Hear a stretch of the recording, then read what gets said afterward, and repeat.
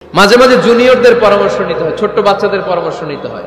ছোট্ট বাচ্চাদেরকে বোকা মনে করবেন না, ছোট্ট ছেলে মেয়েদেরকে বোকা ভাববেন না, ওদের মাথায় বুদ্ধি আছে। মাঝে মাঝে জুনিয়ররা সিনিয়রদেরকে হারায় দেয়, আছে না নাই? আল্লাহর হাবিব সাল্লাল্লাহু আলাইহি ওয়াসাল্লামের একটা বৈশিষ্ট্য ছিল, তিনি কিছু খেলে খাওয়ার পরে বন্টন করলে কোন দিক দিয়ে করতেন? আওয়াজ করে বলেন না। ঠিক। একবার তিনি দুধ খেলেন, দুধ খেয়ে বন্টন করবেন, কিন্তু ডান দিকে দাঁড়িয়ে ছিল একটা ছোট্ট ছেলে আর বাঁ দিকে মুরব্বী সাহাবারা। আল্লাহর হাবিব সাল্লাল্লাহু আলাইহি ওয়াসাল্লাম এই ছোট্ট ছেলের কাছ থেকে অনুমতি চাইলেন। তার মানে ছোট্টদেরও পরামর্শ দরকার, আছে না নাই? আল্লাহর হাবিব বললেন, আতাযানু লি আন উ'তিয়া হাউলা, আমার স্বভাব হলো খাবার বন্টনের সময় ডান দিক থেকে করি, কিন্তু এখন ডান দিকে তুমি ছোট্ট মানুষ, বাম দিকে বয়স্ক সাহাবারা, তুমি যদি অনুমতি দাও তোমার আগে বয়স্ক সাহাবাদেরকে দিয়ে আমি খাবার বিতরণ করতে চাই। ছোট্ট ছেলেটা বলল, ইয়া রাসূলুল্লাহ লা উসিরু বিনাসিবি মিনকা আহাদান, আপনার এই বরকতের জিনিস আমি অন্য কাউরে দিতে চাই না, আমার ভাগেরটা আমি আগে খাইতে চাই, যেহেতু হিসাবে আমি পাই আমারে আগে দেন, আমি দিব না। সুবহানাল্লাহ পড়েন।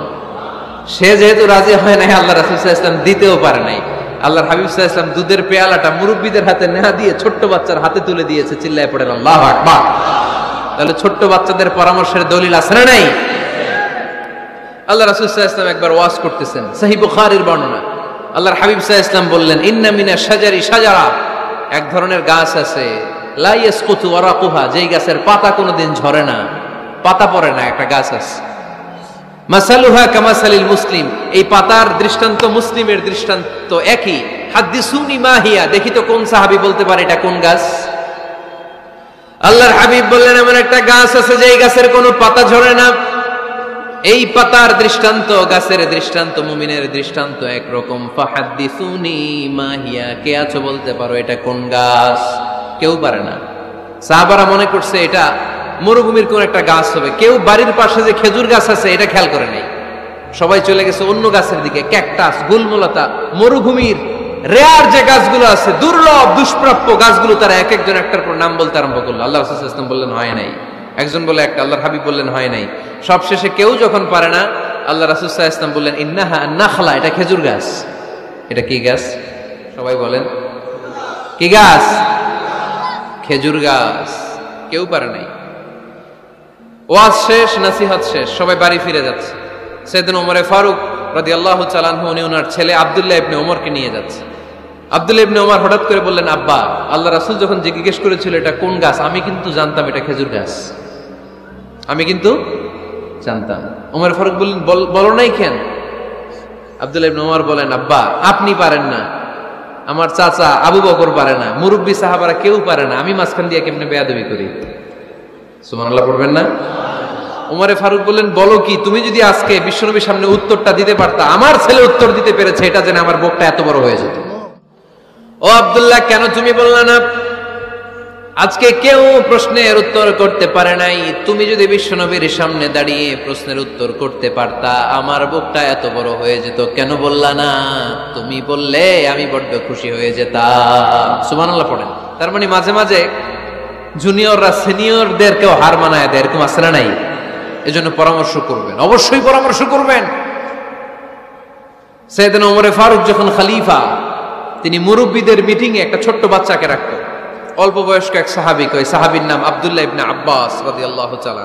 মুরব্বীরা মনে কষ্ট পেলেন, কিরে এই ছেলের সমান নাতি আছে আমার ঘরে, আমার নাতি আছে এই ছেলের সমান, এই ছেলেকে কেন রাখে? ফারুক বললেন, একদিন দেখাই দিব আপনাদেরকে কেন রাখি। ওমর ফারুক একদিন সবাইকে বললেন, ইযা জাআ নাসরুল্লাহি ওয়াল ফাতহ ওয়া রাআইতান নাস ইয়াদখুলুনা ফি দীনিল্লাহি আফওয়াজা, এটা কোন প্রেক্ষাপটে নাজিল হয়েছে আপনারা কে জানেন বলেন তো? এক সাহাবী বললেন, এই সূরা দ্বারা বোঝানো হয়েছে আমাদের যখন বিজয় অর্জিত হবে তখন যেন আমরা বেশি বেশি আল্লাহর প্রশংসা করি। ওমর ফারুক বললেন, উত্তর হয় নাই। বয়স্ক সাহাবী বললেন, আমাদেরকে রব্বুল আলামিন বড় বড় শহর বিজয়ের ব্যাপারে আদেশ দিয়েছে, এই সূরা দ্বারা আমি এটা বুঝেছি। ওমর ফারুক বললেন, হয় নাই। কেউ যখন উত্তর করতে পারে নাই, ওমর ফারুক বললেন, ও আব্দুল্লাহ ইবনে আব্বাস, তুমি এই সূরার ব্যাপারে কি জানো? আব্দুল্লাহ ইবনে আব্বাস বলেন, হুয়া আজালু রাসূলিল্লাহ, এই সূরা দ্বারা বিশ্ব নবীর আগাম মৃত্যুকে বোঝানো হয়েছে। ইযা জাআ নাসরুল্লাহি ওয়াল ফাতহ, নবী হে যখন বিজয় আসবে, আল্লাহর পক্ষ থেকে সাহায্য আসবে, ওয়ারাআইতান নাসা ইয়াদখুলুনা ফি দীনিল্লাহি আফওয়াজা, আপনি দেখবেন দলে দলে বানের পানির মতো লোকজন কালিমার ছাতার নিচে প্রবেশ করতেছে। তো সবাই যখন কালিমা পড়ে মুসলমান হয়ে যাবে, সবাইকে মুসলমান বানানোই ছিল বিশ্বনবীর মিশন। মিশন যখন কমপ্লিট, নবী থাকার পৃথিবীতে আর দরকার নাই। এই সূরা দ্বারা আল্লাহ বুঝিয়েছেন বিশ্বনবী পৃথিবীতে আর বেশি দিন বেঁচে নাই। চিল্লায় বলেন ঠিক কিনা? ওমর ফারুক ডেকে বললেন, আব্দুল্লাহ মারহাবা, মারহাবান বিকা ইয়া আব্দুল্লাহ ইবনে আব্বাস। ও আব্দুল্লাহ ইবনে আব্বাস, মাশাআল্লাহ তাবারাকাল্লাহ, কেউ সঠিক উত্তর না দিতে পারলেও তুমি সঠিক উত্তর দিয়েছো। তুমি এই সূরার ব্যাপারে যতটুকু জানো আমিও জানি ততটুকু, পড়েন সুবহানাল্লাহ। তুমি সঠিক উত্তর দিয়েছো। এই হাদিসগুলো প্রমাণ করে মাঝে মাঝে জুনিয়ররা সিনিয়রদেরকেও হারিয়ে দেয়। চিল্লায় বলেন ঠিক কিনা? এজন্য মাঝে মাঝে বাচ্চা ছেলেদেরও পরামর্শের দরকার আছে না নাই? ঘরে সুখ নাই, শান্তি নাই, কারণ পরামর্শ করেন না তো। আব্বা আম্মার পরামর্শ নেন, স্ত্রীদের পরামর্শ নেন, ছেলে মেয়েদের পরামর্শ নেন। গুরুত্বপূর্ণ সিদ্ধান্ত নেওয়ার আগে পরামর্শ করে সিদ্ধান্তগুলো নেওয়ার দরকার আছে না নাই? পরামর্শ করে ফ্যামিলি মিটিং এ যদি আমরা সিদ্ধান্ত নেই, ওই সিদ্ধান্তে বরকত দিবে কে? আওয়াজ করে বলেন, ওই ঘরটারে বরকতময় করে কে? কোরআনের প্রথম কথা কি? ইকরা, পড়ো। কোরআনের প্রথম কথা কি? ইকরা বিসমি রাব্বিকাল্লাযী খালাক, খালাকাল ইনসানা মিন আলাক, اقرأ وربك الأكرم الذي علم بالقلم علم الإنسان ما لم يعلم। পড়েন সুবহানাল্লাহ।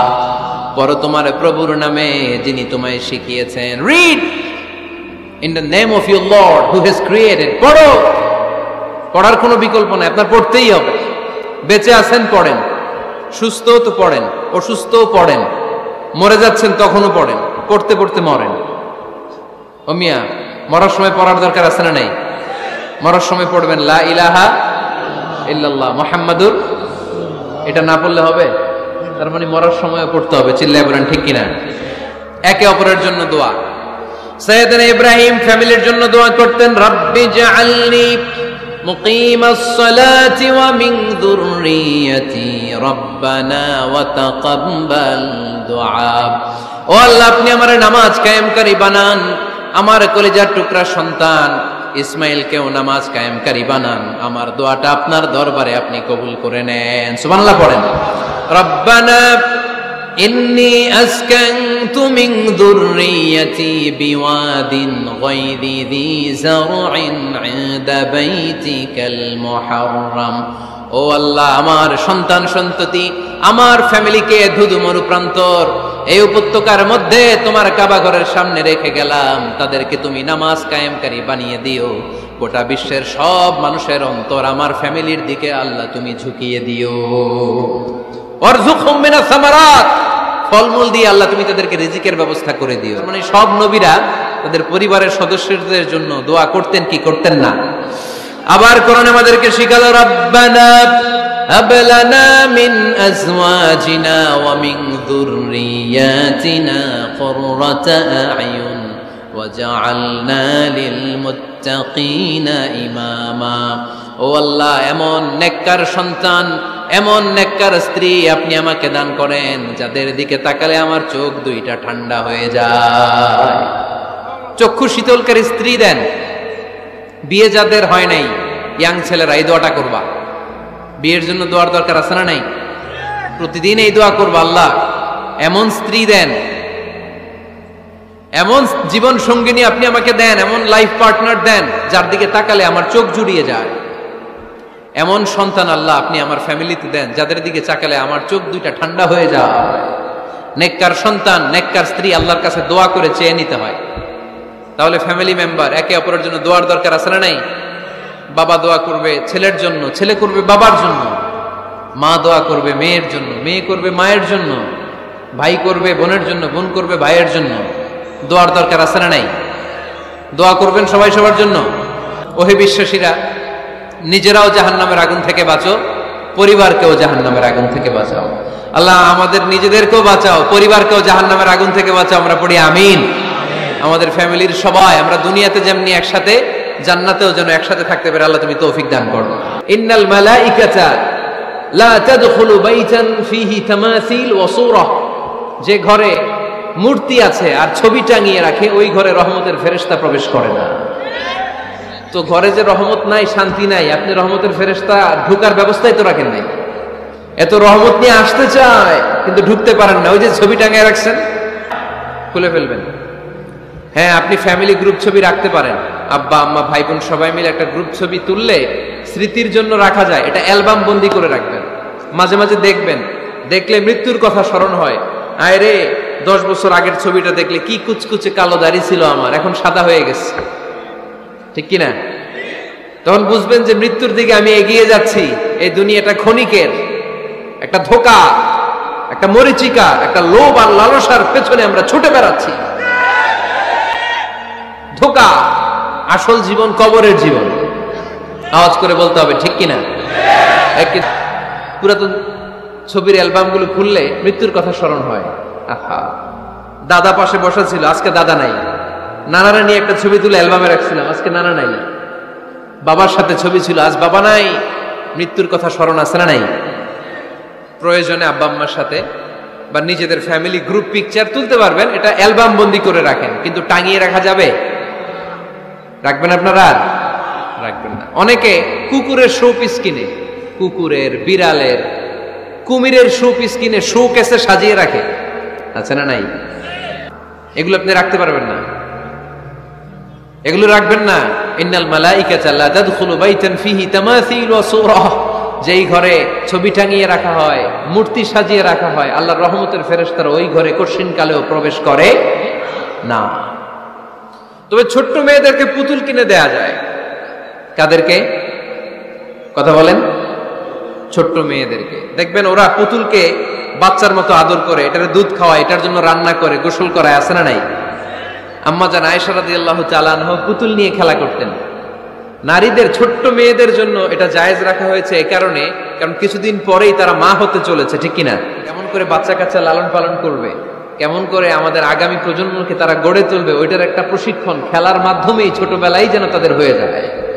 এজন্য ছোট্ট মেয়েদের জন্য পুতুল দিয়ে খেলাকে শরিয়ত জায়েজ রেখেছে। চিল্লায় পড়েন সুবহানাল্লাহ। কত সুন্দর আমাদের ইসলাম, check and balance, check and balance. কিন্তু ছবি টাঙিয়ে রাখা যাবে না।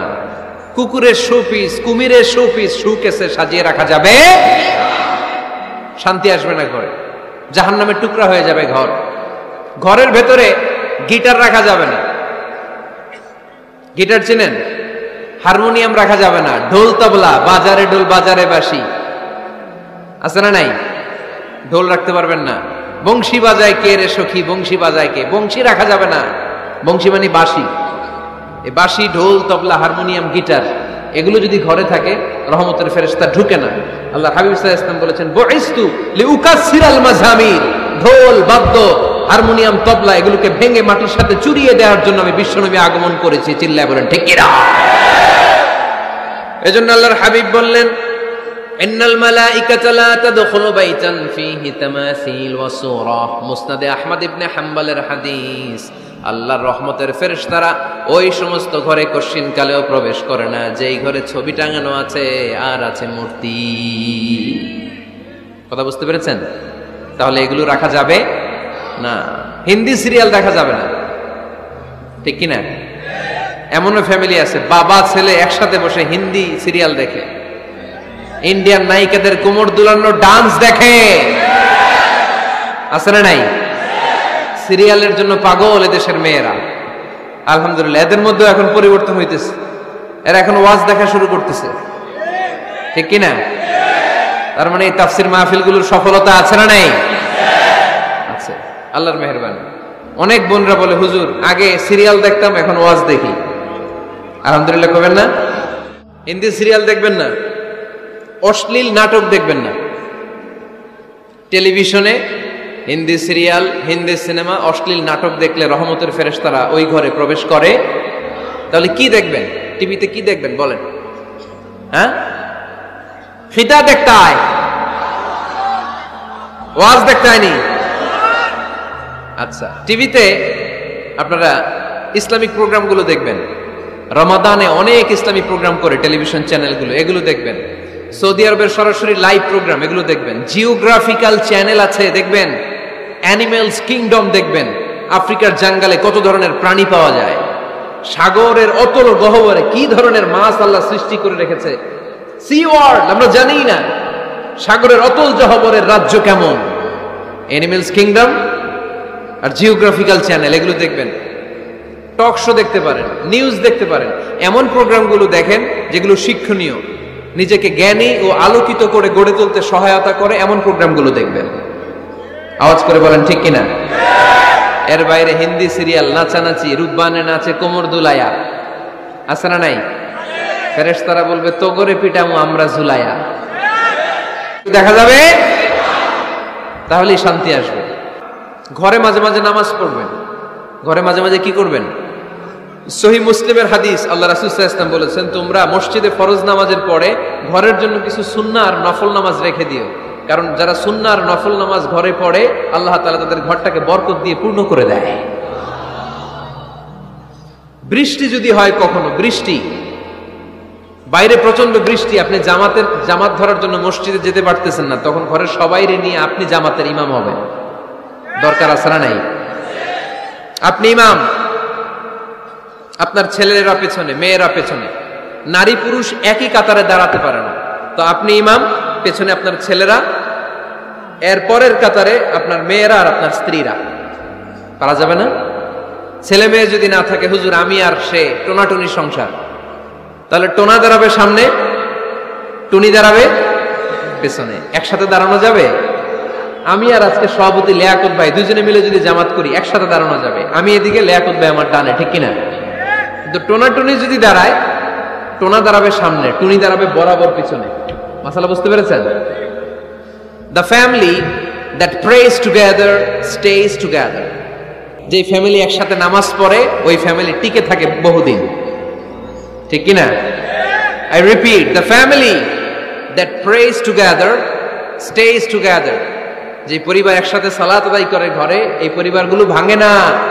এই পরিবারে ডিভোর্সের কথা শুনবেন না, এই পরিবারে আছে শুধু শান্তি আর শান্তি। চিল্লায় বলেন ঠিক কিনা? যদি একান্নবর্তী ফ্যামিলি হয়, ভাই বোন আত্মীয় স্বজন একসাথে, নারী পুরুষ দেখা দেয়া জায়েজ নেই, তখন ছেলেরা একসাথে খান, ছেলেদের পর্ব শেষ হলে মেয়েরা একসাথে খান। একসাথে খেলে খাবার শেয়ার করলে বরকত আছে না নাই? সামান্য একটু খাবার আপনি আপনার ছেলের পাতে তুলে দেন, আপনার ছেলে আপনার পাতে তুলে দিবে, বরকত বাড়ায় দিবে কে? একসাথে ইফতারি করবেন, আলাদা আলাদা ইফতারি করবেন না, একসাথে ইফতারি করলে বরকত দেয় কে? আল্লাহর হাবিব সাল্লাল্লাহু আলাইহি ওয়াসাল্লাম বলেন, কেউ যদি কাউকে ইফতারি করায় তাহলে রোজাদারের যত সওয়াব, যিনি ইফতারি করালো তারও তত সওয়াব। সাহাবারা বলেন, আমাদের তো এত সম্পদ নাই যে মানুষকে ইফতারি করাবো। আল্লাহর হাবিব সাল্লাল্লাহু আলাইহি ওয়াসাল্লাম বলেন, ওয়ালাউ বিতামরা, একটা খেজুর দিয়েও যদি করাও এই সওয়াব পাবা।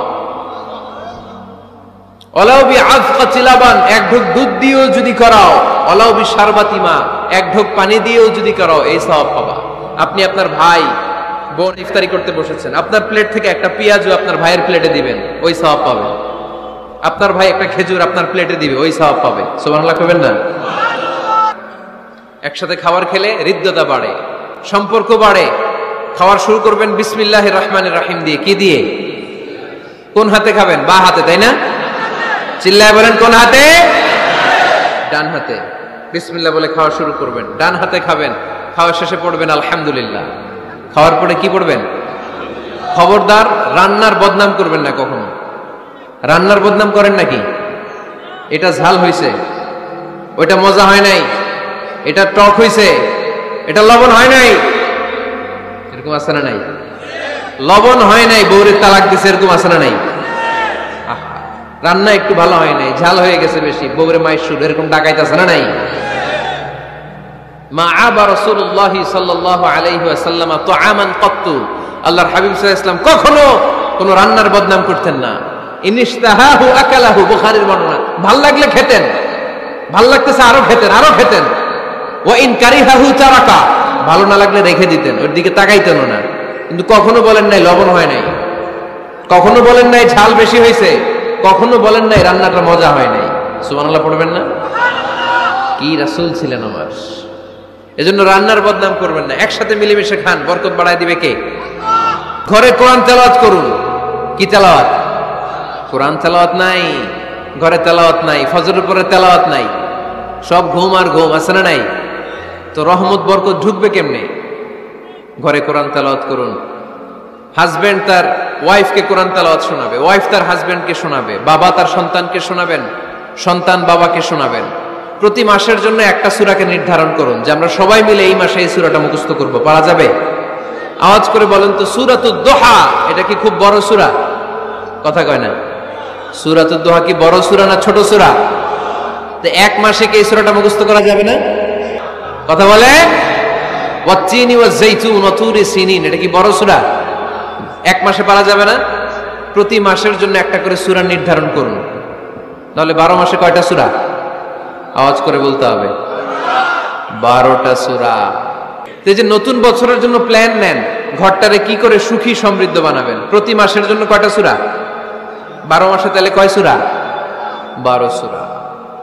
প্রতি সপ্তাহে আপডেট নেবেন, খোঁজ খবর নেবেন, কয় আয়াত হইল তোমার। স্ত্রীর খোঁজ খবর নেবেন, সন্তানের খোঁজ খবর নেবেন, কয় আয়াত হলো। মাস শেষে সবাই সবার কাছ থেকে শুনবেন, ঘরের বরকত বাড়ায় দিবে কে? এরকম ফ্যামিলি আমাদের সবার হোক, আমরা চাই না? হ্যাঁ, স্ত্রী তার স্বামীকে কোরআন তেলাওয়াত করে শোনায়, স্বামী তার স্ত্রীকে কোরআন তেলাওয়াত করে শোনায়, বাবা তার সন্তানকে কোরআন তেলাওয়াত করে শোনায়, সন্তান তার বাবাকে কোরআন তেলাওয়াত করে শোনায়।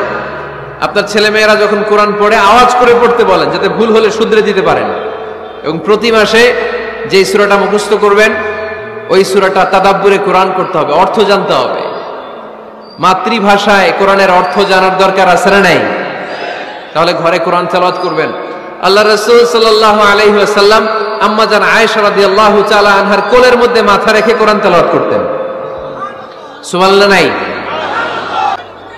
আম্মা জান আয়েশা রাদিয়াল্লাহু তাআলা আনহা বলেন, কানা রাসূলুল্লাহ সাল্লাল্লাহু আলাইহি ওয়াসাল্লাম ইয়াকরাউল কুরআন ওয়া রাসুহু ফি হাজরি ওয়া আনা হায়েদ। আমার মাসিক চলা অবস্থায়, মেনস্ট্রুয়েশনাল পিরিয়ড চলা অবস্থায় আমার কোলে মাথা রেখে বিশ্বনবী কোরআন তেলাওয়াত করেছেন, আর আমি শুনেছি। চিল্লায় পড়েন সুবহানাল্লাহ। শান্তি নাই, কারণ কোরআন তেলাওয়াত নাই। তো কোরআনের তেলাওয়াতও নাই, শান্তিও নাই। আল্লাহর হাবিব সাল্লাল্লাহু আলাইহি ওয়াসাল্লাম বলেছেন, সহিহ মুসলিমের হাদিস, লা তাজআলু বুয়ুতাকুম মাকাবিরা, তোমরা তোমাদের ঘরটারে গোরস্থান বানিয়ে রেখো না। ফা ইন্না শাইতানা ইয়ানফিরু মিনাল বাইতিল্লাযী তুকরাউ ফীহি সূরাতুল বাকারা, কারণ শয়তান ওই ঘর থেকে দৌড়ে পালায় যেই ঘরে সূরাতুল বাকারা তেলাওয়াত করা হয়। সুবহানাল্লাহ পড়েন। এজন্য ঘর উদ্বোধনের সময় কোন সূরা পড়তে হয়? সূরা বাকারা। চিল্লায় পড়েন কোন সূরা? আওয়াজ করে পড়েন কোন সূরা? ঘর করছেন, নতুন দোকান করছেন, নতুন ফ্ল্যাট কিনেছেন, কোন সূরা পড়বেন? সূরাতুল বাকারা। শয়তান ওই ঘরে থাকে না। সহিহ মুসলিমের আরেকটা হাদিসে আল্লাহ রাসূল সাল্লাল্লাহু আলাইহি ওয়াসাল্লাম বলেছেন, ইকরাউ সূরাতাল বাকারা, তোমরা সূরা বাকারা তেলাওয়াত করো। ফা ইন্না আখযাহা বারাকা, যে সূরা বাকারা পড়ে আল্লাহ তাআলা ওই ঘরটায় বরকত দেয়। ওয়া তারকাহা হাসারা, আর যে সূরা বাকারা পড়ে না সে খালি আফসোস করে।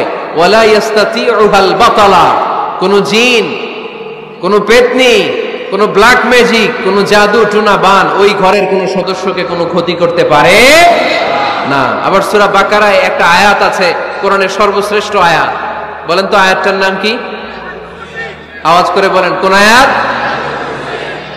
আল্লাহর হাবিব সাল্লাল্লাহু আলাইহি ওয়াসাল্লাম বললেন, মান কারা আয়াতাল কুরসি দুবুরা কুল্লি সালাতিন মাকতুবা, প্রত্যেক ফরজ সালাতের পরে যে ব্যক্তি আয়াতুল কুরসি পড়বে তার জান্নাতে যাওয়ার ব্যাপারে আর কোনো বাধা থাকবে না।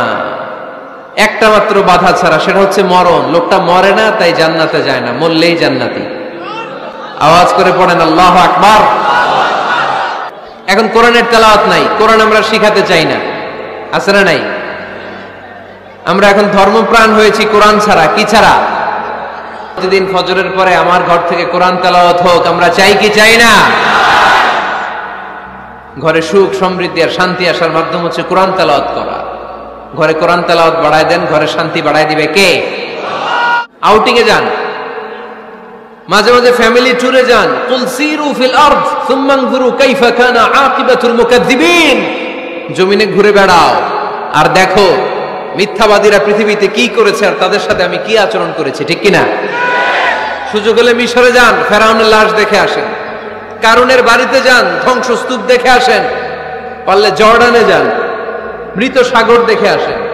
সমকামিতার কারণে লূত আলাইহিস সালামের কওমের লোকদেরকে আল্লাহ জমিন থেকে উঠে একটা আঘাত করেছেন জমিনে, ফাজআলনা আলিয়াহা সাফিলাহা, জমিনের উপরের মাটিকে আমি নিচে ঢুকিয়েছি, নিচের মাটিকে আমি উপরে ঢুকিয়েছি, উপর থেকে শিলা আর প্রস্তর বৃষ্টি নাজিল করে পুরো জমিনটারে আমি মাসাকার করে দিয়েছি। ওইখানে এখন ডেড সি, লোহিত সাগর, মৃত সাগর, ওখানে কোনো মাছ জন্মায় না, কোনো কাঁকড়া জন্মায় না, ব্যাঙ জন্মায় না, কিচ্ছু জন্মায় না। লবণের ডেনসিটি, ঘনত্ব এত বেশি, ওখানে কোনো মানুষ ডুবেও না। গজবের জায়গা, সুযোগ হলে দেখে আসেন। টাকা পয়সা ভালো থাকলে সময় হলে প্রায় ফ্যামিলি মেম্বারদেরকে নিয়ে উমরায় যান। কই যাবেন? উমরায় যান। হঠাৎ করে, হঠাৎ করে শুনবি একদিন আমার মৃত্যুর খবর, কেঁদে কেঁদে আসবে সবাই দিতে আমায় কবর, দিতে আমায় কবর। ঠিক কি না?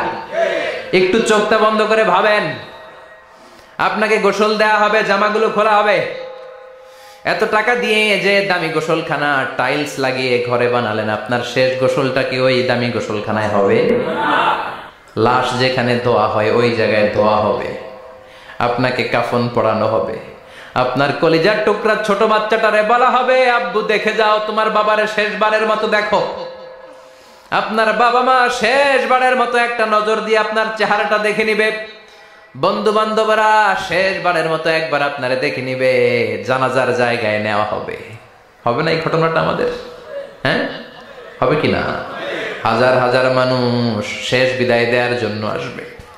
চারটা তাকবীর দিয়ে ইমাম নামাজ শুরু করবে, আল্লাহু আকবার, আল্লাহু আকবার, আল্লাহু আকবার, আল্লাহু আকবার বলে নামাজ শুরু করবে। নামাজ শেষ, এবার পালকিতে করে কবরে যাওয়ার পালা।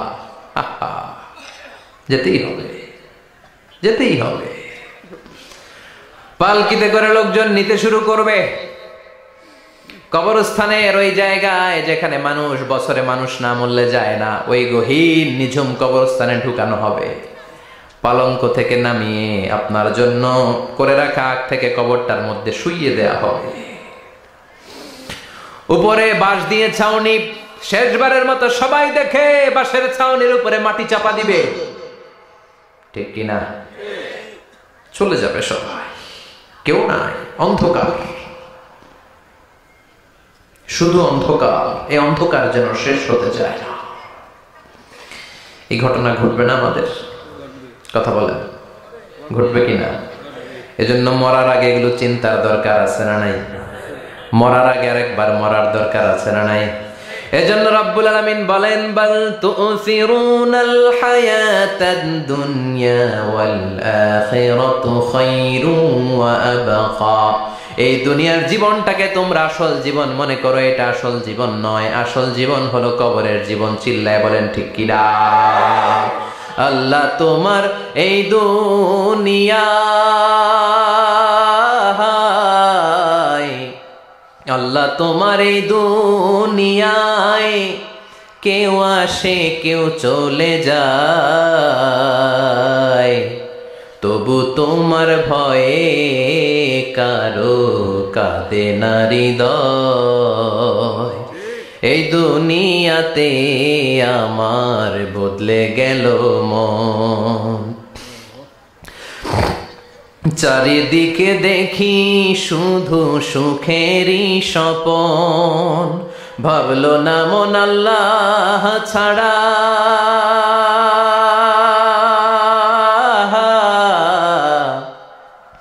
ভাবলো না মন আল্লাহ ছাড়া নেই কোনো উপায়,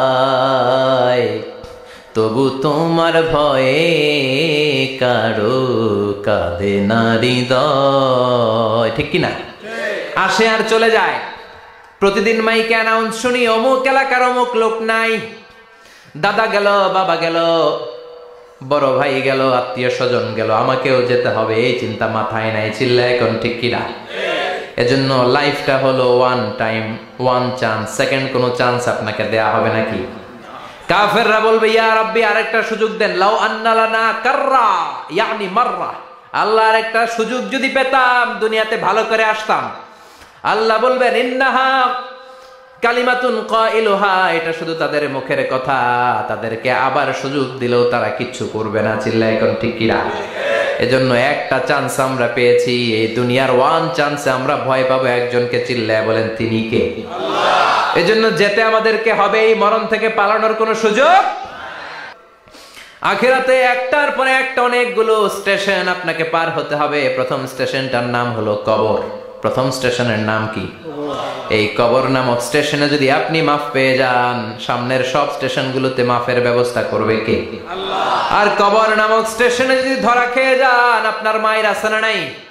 লাশটাকে যখন রাখা হয়, লাশটা চিনে কে আমারে রাখলো, কে আমাকে ধৌত করলো, কে আমারে কাফন পড়ালো। এজন্য বিষ্ণুই বলেছেন মুমূর্ষের সামনে বসে বসে পড়ো লা ইলাহা ইল্লাল্লাহু মুহাম্মাদুর রাসূলুল্লাহ লাকিনু মাউতাকুম লা ইলাহা ইল্লাল্লাহ। মুমূর্ষের সামনে দাঁড়িয়ে দাঁড়িয়ে পড়ো লা ইলাহা ইল্লাল্লাহ।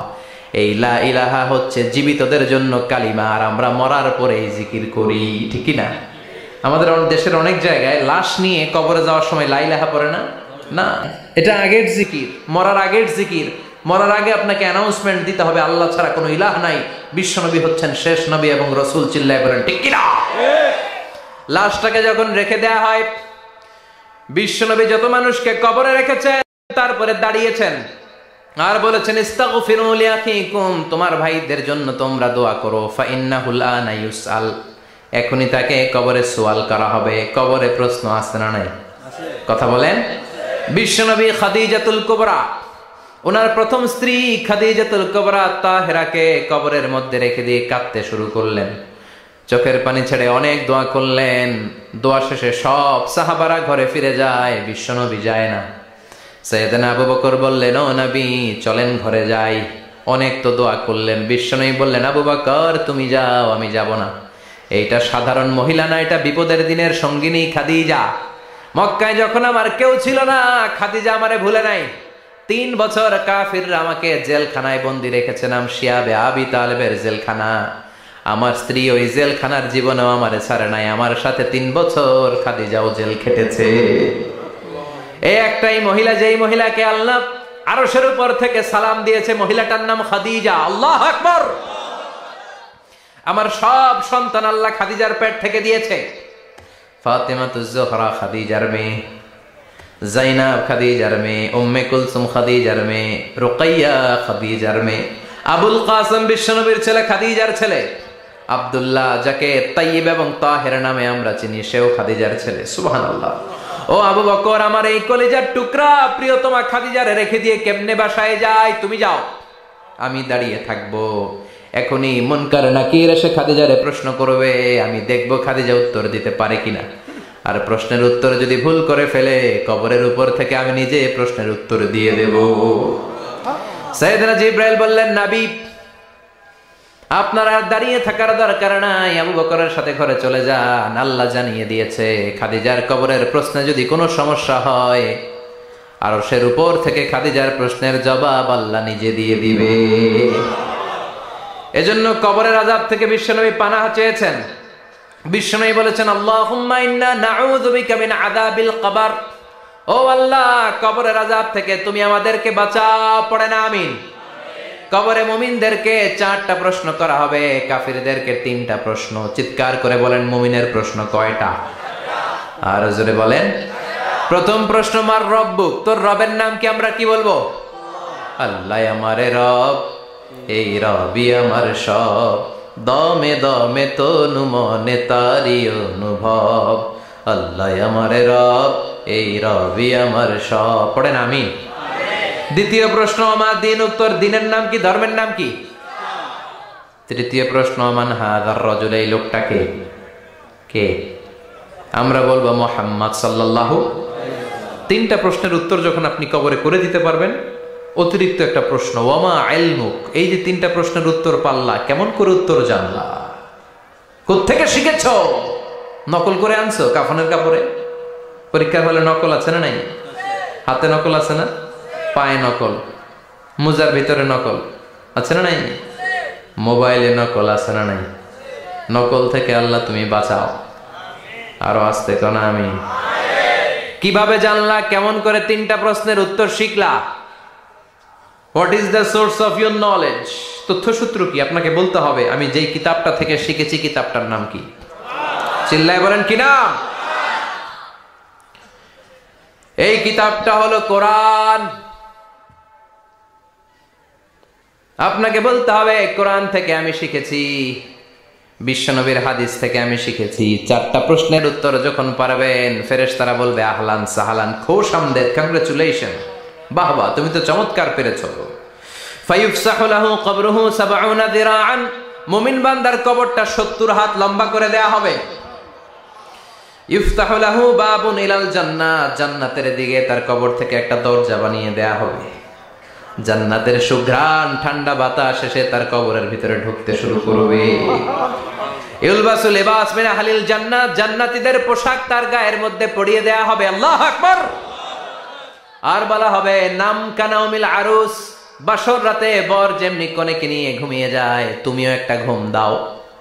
আলহামদুলিল্লাহ পড়ে মুমিন বান্দা আনন্দের একটা ঘুম দিবে। ইসরাফিলের সিংগার আওয়াজ ছাড়া পৃথিবীর কোনো কিছুই তার এই ঘুম ভাঙতে পারবে না। আল্লাহ আমরাও যেন সেদিন কবর একটা মজার ঘুম দিতে পারি, তুমি তৌফিক দাও। জোরে বলেন আমিন। এবার বামপন্থী নাস্তিক আর কাফেরদের পালা, ইসলাম বিদ্বেষীদের পালা, আলেম ওলামাদের শত্রুদের পালা, ইসলামকে যারা বিজয়ী শক্তি হিসেবে মানতে পারে নাই তাদের পালা। চিল্লা এখন ঠিক কিনা? ওদেরকেও একই প্রশ্ন, রব কে? ওরা বলবে আমি জানি না।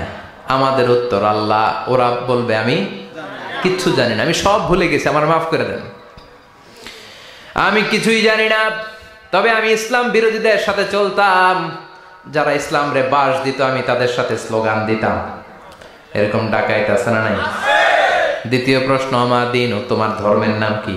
কয় আমার ধর্ম নাই, আমার ধর্ম কর্ম নাই, আমি খালি দুনিয়া কে মজা লেলো, দুনিয়া তোমারই হ্যায়, আমি খালি দুম্মা চলে দুম। আছে না নাই? আমি শুধু মৌজ মাস্তিতে ব্যস্ত ছিলাম, আমার দুনিয়া নাই, দিন নাই, আখেরাত নাই, রবকে আমি জানি না, ধর্মকে জানি না। ইসলাম বিরোধী রাজনীতি আমি করতাম, মাও সেতুংয়ের রাজনীতি, কার্ল মার্কসের রাজনীতি, বুশের রাজনীতি, ডোনাল্ড ট্রাম্পের রাজনীতি, বামপন্থীদের রাজনীতি। চিল্লা এখন ঠিক কিনা? কোনো ধর্ম নাই। এই লোকটাকে চিনো কিনা বলো। বিশ্বনবীর চেহারা দেখিয়ে বলা হবে এই লোকটাকে, কয় জানি না। এরে আমি মানতাম না, এরে আমি গালে দিতাম। এরকম জাহান্নামের নরকীট আর পিতৃ পরিচয়হীন জারদ সন্তান বাংলার দেশেও আছে না নাই? এই মহামানবটাকে গালি দিয়ে পৈশাচিক আনন্দ পায়। পত্রিকায় লিখে, ব্লগের মধ্যে লিখে, ইন্টারনেটে কার্টুন বানিয়ে বানিয়ে পৈশাচিক ফুর্তি করে। এগুলো জাহান্নামের কীট, এগুলো জারদ সন্তান, বাপ মায়ের ঠিক নাই। চিল্লা এখন ঠিক কিনা? আমার নবীরে যারা গালি দেয় এগুলোর বাপ মায়ের ঠিক আছে? এগুলোর কোনো গোড়া আছে? এগুলোর কোনো শেকড় আছে? এগুলো আগাছা চিৎকার করে বলো ঠিক কিনা? বলবে আমি জানি না। ফেরেশতারা বলবে দাঁড়া, আমরা জানি। তোর সাথে কেমন আচরণ করতে হবে আমাদেরকে ট্রেনিং দিয়েছে কে? এবার শুরু হবে মাইর। কি শুরু হবে?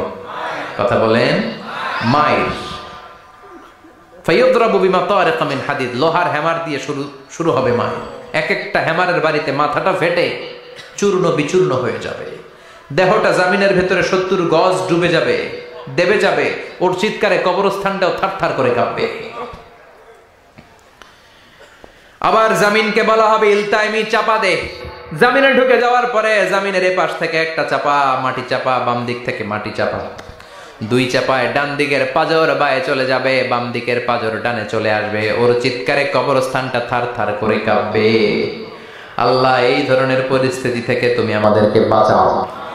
আরো চিৎকার করে বলে না আমি। এই জন্য কবরের এই প্রস্তুতি নেওয়ার দরকার আছে না নাই?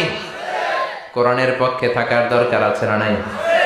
ইসলামের পক্ষে থাকার দরকার আছে না নাই? ইসলামী আন্দোলনের সাথে থাকার দরকার আছে না নাই? ইসলামের বিজয় চাওয়ার দরকার আছে না নাই? যে লোক ইসলামের বিজয় চায় না, যে লোক চায় না ইসলাম দিয়ে দেশ শাসিত হোক, যে লোক চায় না কোরআনটা সংসদ ভবনে নেতৃত্ব দেখ, তার অন্তরে ঈমান থাকতে পারে নাকি? চিল্লায় বলেন পারে?